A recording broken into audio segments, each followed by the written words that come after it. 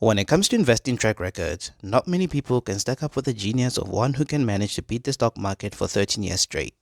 This kind of record is one that is held by none other than the legendary Peter Lynch. He recently had an exclusive interview on CNBC's Squawk, where he shared his thoughts on the market as well as his investment strategy for today's economy. Welcome to The Eighth Wonder, a channel dedicated to making compound interest your best interest. In the investment world, Peter Lynch needs no introduction, but if you somehow never heard of him, then listen up. We are now joined by a very special guest. Can we call him a legend? I think we're going to. From 1977 to 1990, he managed the Magellan Fund, growing it from, you ready for this, $20 million to $14 billion in 1990 at the time of his retirement. Buy what you know is what Peter taught us, and it's so nice to see you this morning, Peter. Good to be here. So let's talk about buy what you know. I'm so curious these days how you're thinking about the economy.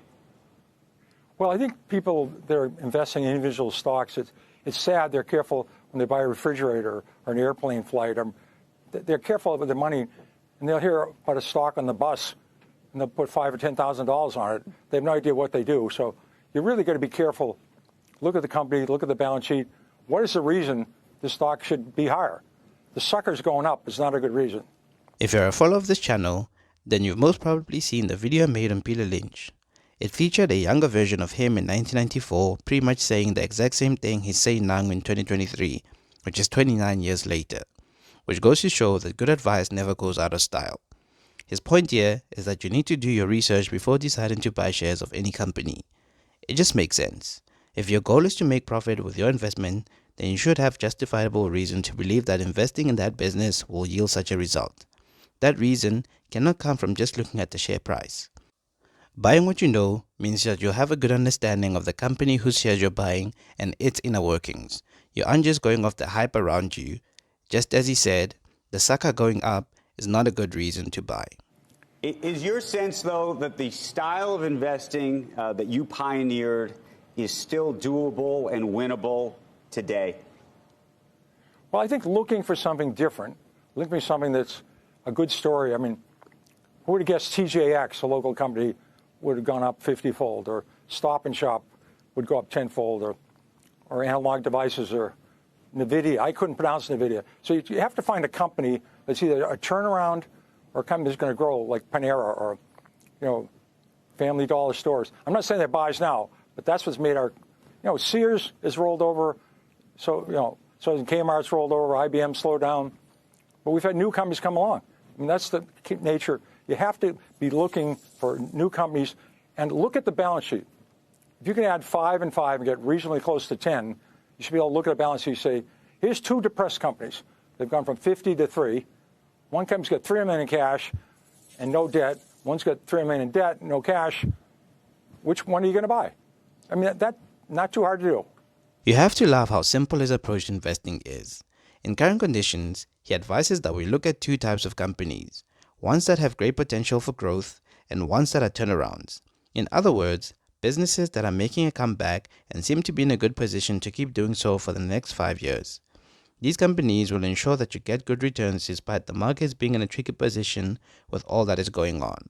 He also states the importance of looking at a company's balance sheet and using their debt-to-cash ratio as a determining factor in buying up stock in a company. The fortunate thing about this is that they're readily available for the general public and can be found with a quick Google search. He snuck in a small comment after giving a few examples of the kind of companies he was talking about, noting that this doesn't mean that you should go and buy up stock in those companies that he used as examples. So resist the temptation to just take those examples as a tip on what to buy. Chances are, you might have missed the boom already anyway. What do you think of the financial sector right now and what happened? We saw with First Republic, and I'd just like to get your insight there since you were so good at that sector. We had a terrible financial crisis in 1991. I think almost every major bank in Texas went under. Bank of New England, one of the oldest banks in the country, went under. It's like, in 08, 09, the banks were doing these no-doc loans and second mortgages and home improvement loans, and people are buying boats with it. Now the banks are being much more careful. So we've gone through other crises. Some banks will go under. 400 went under after 08, 09. Now we have stress tests. I think the banking system has improved. There'll be some companies go under. That's the nature of it. You know, it's nothing like, imagine 1980, 81, we had double-digit inflation, double-digit unemployment, and people were the Japanese were going to take over the world. I mean, we were hopeless. I mean, you know, there's always something to worry about. I'd really, in my over 50 years of doing this, I think I'd be worried if there was, you know, somebody didn't bring up something to worry about. So he's asked about the financial sector, or banks in particular, and he talks about how banks are known to go under during or even after financial crisis. This is due to the way banks manage their lending and assets, which are greatly affected by inflation and interest rates, which he notes aren't as bad today as they were back in 1980 and 81. In other words, it's not as bad as you think. He also says that there will always be something to worry about. That is the nature of the market. We've seen banks go under recently, and chances are we might see a few more. You might be asking yourself, but which one is next? Well, you have to do your own research to find out. Despite all the banks that have gone under due to financial crisis, there's always been a recovery. He also knows that with every bank failure, lessons are learned, and that the banking system is not perfect, but is improving. Will we ever have a tailwind again with this generation?